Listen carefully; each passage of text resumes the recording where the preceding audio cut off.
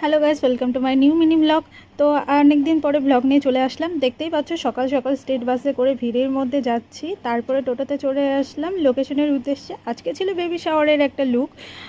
তো গীতিদি আমাকে বুকিং করেছিল, এর আগেও দেখেছো তোমরা, গীতিদি আমাকে বুকিং করেছিল। সেটা ছিল গীতিদির বাবার বাড়ি, এখন যাচ্ছে শ্বশুরবাড়ির সাথে।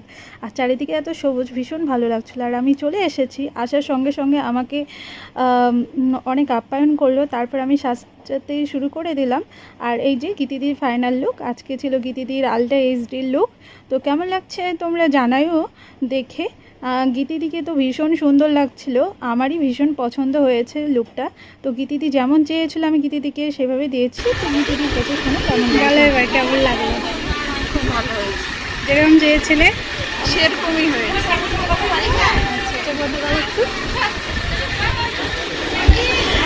তো আজকের ব্লগ এখান থেকে টাটা।